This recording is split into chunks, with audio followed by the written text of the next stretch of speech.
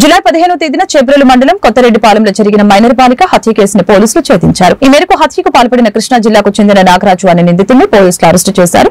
ఈ అరెస్టు వివరాలు జిల్లా ఎస్పీ సతీష్ కుమార్ సోమవారం మీడియాకు తెలియజేశారు. హత్య చేసిన అనంతరం నిందితుడు తెలంగాణ, కర్ణాటక, మహారాష్ట ప్రాంతాలకు పరారైనట్లు చెప్పారు. అనేక కోణాల్లో దర్యాప్తు చేసి సాంకేతిక పరిజ్ఞానం ఆధారంగా ముద్దాయిని అరెస్టు చేసినట్లు ఎస్పీ తెలిపారు. అదేవిధంగా హత్య కేసును ఛేదించిన పోలీసులకి రివార్డుల్ని అందజేశారు.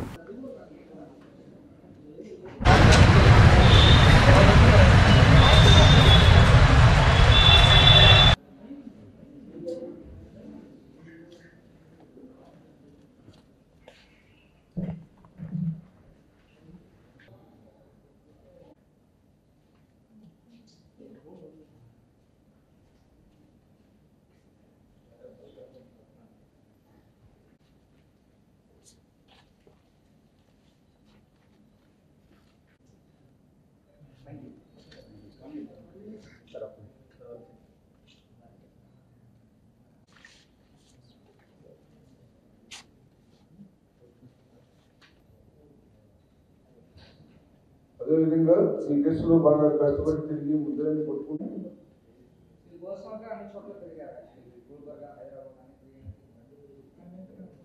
అదేవిధంగా ఈ కేసులో ఏఎస్ఐతో పాటు తిరిగిన ఏ అభిలాష్ కానిస్టేబుల్ కూడా రివార్డు తీసుకుంటారు. జూలై 15th నేను ఛార్జ్ తీసుకోవడానికి 2 days ముందు జరిగింది అది. సో దానిలో మన ముద్దాయిని అరెస్ట్ చేయడం జరిగింది. సో మనకి ఒక 4 months దగ్గర అయింది అక్యూజ్డ్ అరెస్ట్ చేయడం.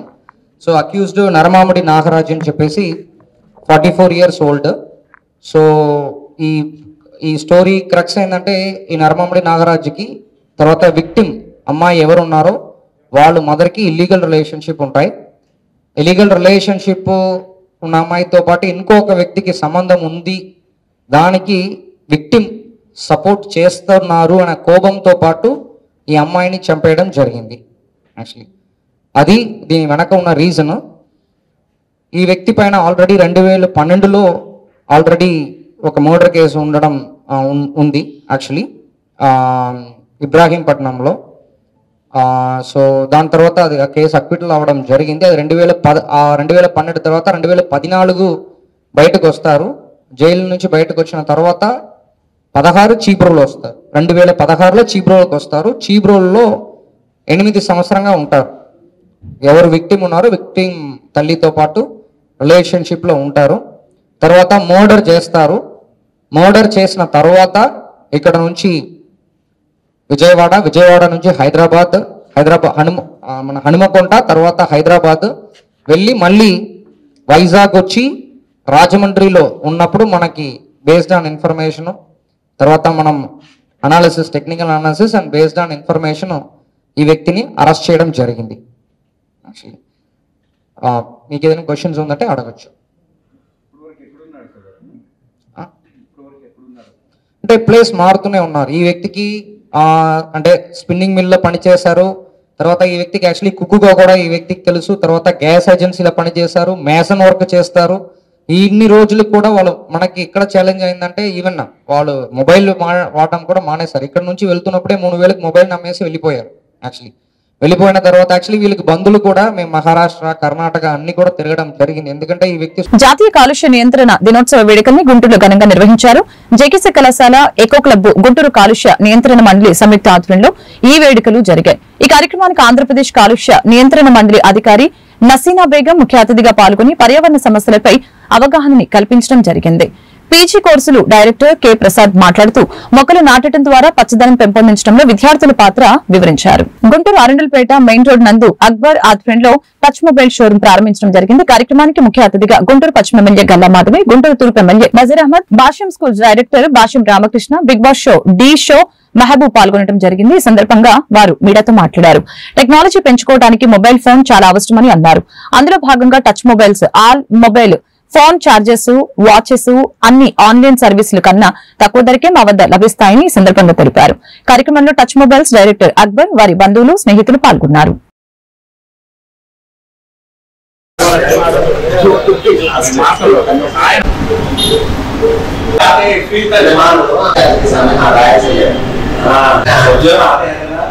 बिल्डिंग को जाए नीचे साक्षी में किरण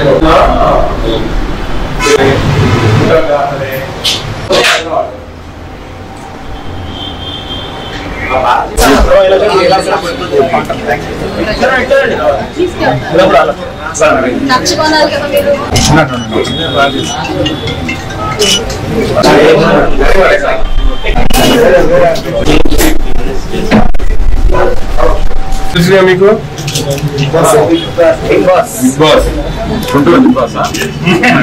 రోజు లక్ష్మీపురంలో టచ్ మొబైల్స్ షోరూమ్ ని ప్రారంభించుకోవడం జరిగింది. అన్ని రకాల బ్రాండ్స్ తో అత్యంత సౌకర్యంగా ఉండే ప్రైజెస్ తో ఈ రోజు మన ముందుకు తీసుకొచ్చారు. మొబైల్స్ అమ్మడమే కాదు, సర్వీసెస్ కూడా వాళ్ళు ఇవ్వడం జరుగుతుంది. ఎలాంటి రిపేర్స్ కూడా ఇక్కడ చేయడం జరుగుతుంది. వన్ స్టాప్ సొల్యూషన్ లాగా ఇక్కడ ఏర్పాటు చేయడం జరిగింది. తెలంగాణలో కూడా వాళ్ళకి ఈ యొక్క బ్రాంచెస్ ఉన్నాయని చెప్పారు. సో ఇది ఒక ఫ్రాంచైజ్ అని చెప్పారు. గుంటూరులో చాలా ఫాస్ట్ గా అభివృద్ధి చెందాలి అని చెప్పి అక్బర్ గారిని అండ్ టీమ్ ని కోరుకుంటూ ఉన్నాను. మరొకసారి టచ్ మొబైల్స్ వారందరికీ కూడా శుభాకాంక్షలు. ఈరోజు టచ్ పేరుతో అరండల్పేట మెయిన్ రోడ్ లో నూతన షోరూమ్ ని ప్రారంభించడం జరిగింది.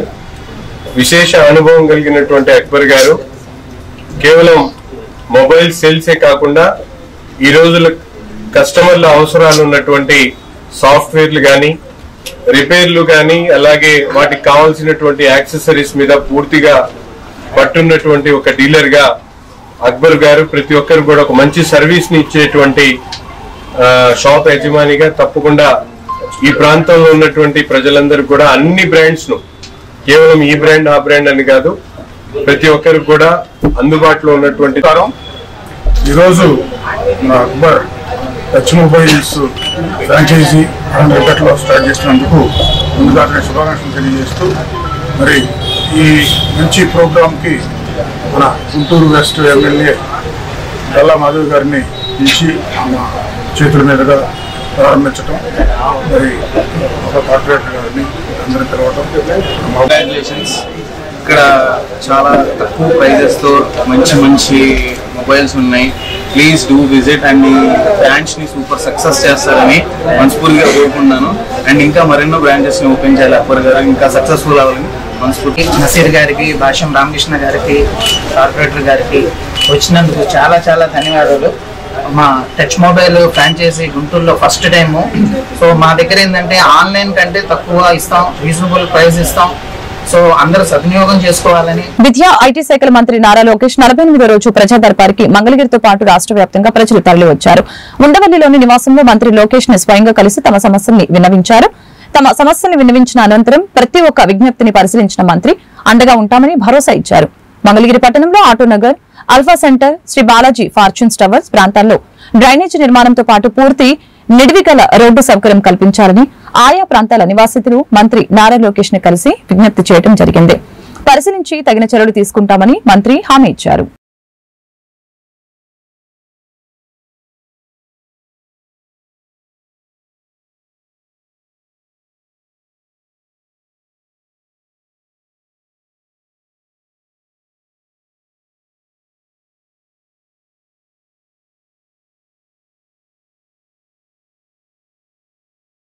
రాష్ట్ర CM Chandrababu Naidu, deputy CM Pawan Kalyan, మంత్రి లోకేష్ లు తమ నియోజకవర్గ పరిధిలో తమకు రక్షణ కావాలంటూ జనసేన అధినేత పవన్ కళ్యాణ్ కార్యాలయం వద్ద కదిరికి చెందిన వ్యక్తి నిరసన చేపట్టారు. రాష్ట్రంలో సత్యసాయి జిల్లాలోని కదిరి నియోజకవర్గం ఉందని, తమ నియోజకవర్గ ఎమ్మెల్యే కదిరి రూరల్ సీఐల నుంచి తమకు ప్రాణహాని రక్షణ కావాలంటూ జనవాణిలో జనసేన నేతలకి భాగ్యరాజు మొరపెట్టుకున్నారు.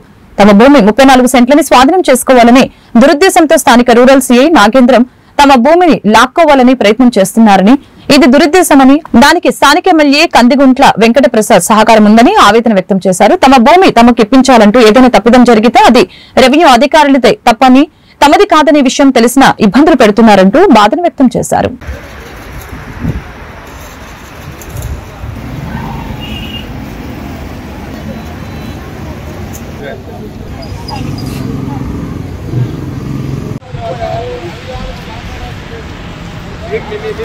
నా పేరు భాగ్యరాజు సార్.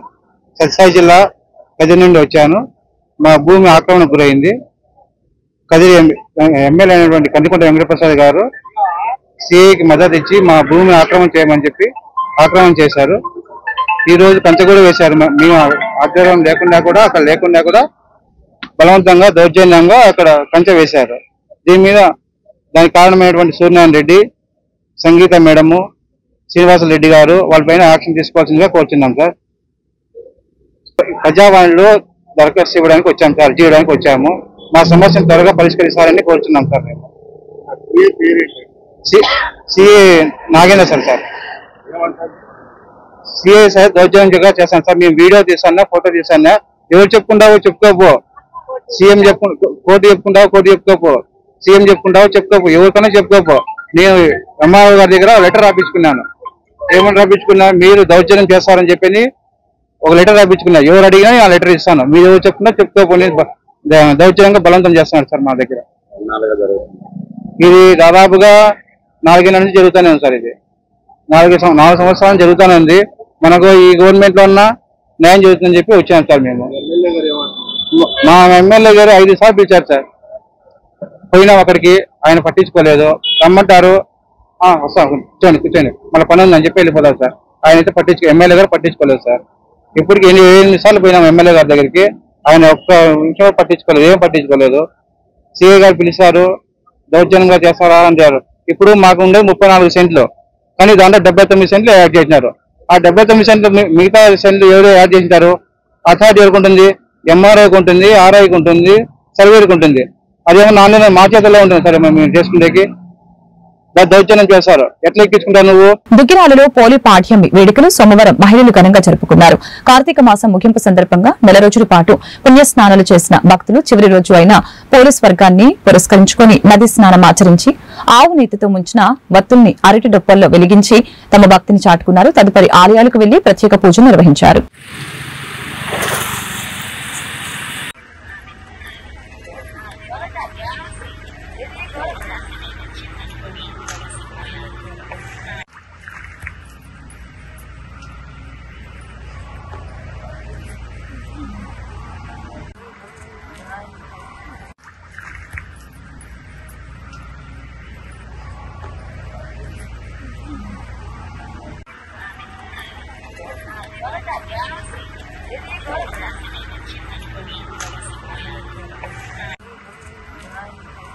ఓం నమ శివాయ. 30 రోజులు కార్తీక మాసం దీపోత్సవ కార్యక్రమం అయిన సందర్భంగా ఈరోజు పాడ్యమి, మార్గశిర పాడ్యమి, దాని సందర్భంగా కోలిని స్వర్గానికి పంపించడం అన్నమాట. 33 ఒత్తులతో అరటి తొప్పల్లో ఒత్తులు వెలిగించి తుంగభద్ర నదిలో వదిలిపెట్టాము. మొదటి రోజు చివరి రోజు చేయలేని వారు రోజు మొదటి రోజు చివరి రోజు ఈ కార్యక్రమాన్ని జరిపిన నెల రోజులు చేసిన ఫలితము వస్తుంది. దుగ్గిరాల మండలం పెదకొండూరు గ్రామంలో సోమవారం 3F ఆయిల్ ఫార్మ్ కంపెనీకి సంబంధించిన పామాయిల్ మొక్కల్ని నాటారు. గ్రామానికి చెందిన కమల శ్రీనివాసు ఆయనకున్న 7 ఎకరాల్లో ఈ మొక్కల్ని ప్రభుత్వం రాయితీతో తీసుకుని సాగు చేయడాన్ని ప్రారంభించారు. ఎకరానికి 57 మొక్కల చొప్పున మొక్కల్ని నాటారు. కార్యక్రమంలో company AGM Chandrababu, area manager Naveen, cluster manager ఎం రామకృష్ణ రైతులు పాల్గొన్నారు.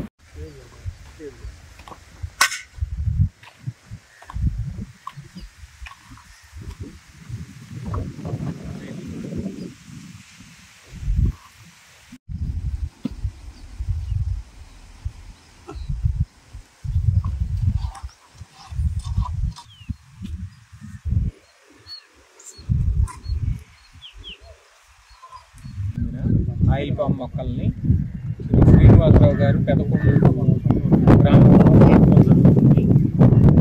ఈ పంట ఈ ఏరియాలో oil palm company Duggirala, Tenali,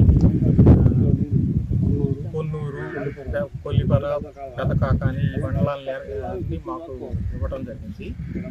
దీని ద్వారా రైతులకి కొత్త పంట, కానీ ఈ ఏరియా మంచి దిగుబడి రావడానికి అవకాశం ఉంది. ఈ పంటకి గవర్నమెంట్ నుంచి చాలా రకాల సబ్సిడీలు వస్తున్నాయి. మొదటిది ఎకరానికి 57 మొక్కలు పడతాయి. 57 మొక్కలు సబ్సిడీ రూపంలో ఇవ్వటం జరుగుతుంది. ఒక మొక్క ఖరీదు 193 రూపాయలు. అవన్నీ సబ్సిడీ రూపంలో రైతుకి ఉచితంగా ఇవ్వటం జరుగుతుంది. అదేవిధంగా మొదటి 4 సంవత్సరాలు సంవత్సరానికి 4,200 ఎకరానికి చొప్పున అంతర పంటల సబ్సిడీ మరియు ఫర్టిలైజర్ నిమిత్తం 4,200 ఇవ్వటం జరుగుతుంది. ఈ మొక్క నాటినాక 3వ ఏడు నుంచి కాపు బిగినైద్ది. ఈలోపు 3వ ఏడు 4వ ఏడు వరకు మనం అంతర పంటలుగా మినుము, పెసర, తీగ జాతి కూరగాయలు తప్ప మిగతా ఏ పంటనైనా అంతర పంటలుగా వేసుకోవచ్చు. కాబట్టి ప్రతి ఒక్క రైతు సోదరుడు ఈ సబ్సిడీలని వినియోగించుకోవాలి. అదేవిధంగా టన్ను రేటు ఇలా 19,000 ఉంది. ఆ 19,000తో 19,000 అంటే ఇక్కడ సరాసరి దిగుబడి మనం 8 టన్నులు వేసుకున్నా 1,62,000 ఎకరానికి వస్తుంది. ఖర్చు తక్కువ ఉన్న పంట ఇది. 20,000తో ఖర్చు అయిపోతుంది. కాబట్టి మంచి వాణిజ్య పంట, అదేవిధంగా మంచి డిమాండ్ ఉన్న పంట. డిమాండ్ ఎందుకు ఉందంటే కారణం భారతదేశంలో కావాల్సిన వంట నూనెల్లో 100కి 30 కేజీలు మాత్రమే భారతదేశంలో ఉత్పత్తి అవుతుంది. మిగతా 70 కేజీలు మనం ఇతర దేశాల నుంచి దిగుమతి చేసుకుంటున్నాం. ఇతర దేశాలంటే మలేషియా, థాయిలాండ్, ఇండోనేషియా నుంచి ఎక్కువగా దిగుమతి చేసుకుంటున్నాం. కాబట్టి విదేశీ మార్గ ద్రవ్యాన్ని ఆదా చేయాలనే ఉద్దేశంతో సెంట్రల్ గవర్నమెంట్, స్టేట్ గవర్నమెంట్ కలిపి ఈ స్కీములు, ఈ సబ్సిడీ స్కీములని రైతులకు అందజేయడం జరుగుతుంది. కాబట్టి ప్రతి ఒక్క రైతు సోదరుడు ఈ అవకాశాన్ని వినియోగించుకొని ఈ మండలాల్లో ఎవరికైతే అవకాశం ఉందో ప్రతి ఒక్క వార్తను ముగించే ముందు ముఖ్యాంశాలు మరొకసారి.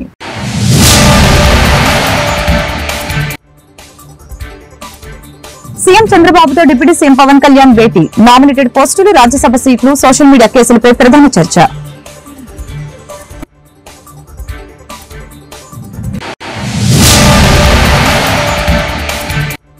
స్టెల్లా షిప్ ని తనిఖీ చేసిన పవన్ కళ్యాణ్ కెన్షర్ షిప్ ని ఎందుకు వదిలివేశారు? ఆర్థిక మంత్రి వియ్యంకుడు అందులో బియ్యం తరలిస్తున్నాడని వదిలివేశారు. మాజీ మంత్రి పేర్ని నాని విమర్శలు. గుంటూరు పశ్చిమ నియోజకవర్గంలో శరవేగంగా అభివృద్ధి పనులు. 1,40 లక్షలతో చేపట్టిన సీసీ రోడ్లు, డ్రైన్ నిర్మాణానికి శంకుస్థాపన చేసిన ఎమ్మెల్యే గల్లా మాధవి.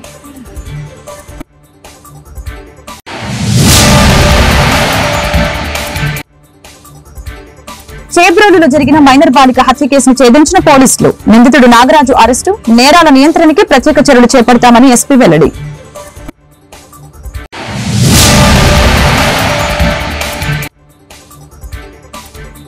గ్రీవెన్స్ డేలకు వెల్లువెత్తిన ఫిర్యాదులు. వినతులతో బారులు తీరిన బాధితులు. సమస్యల పరిష్కారానికి అధికారుల భరోసా.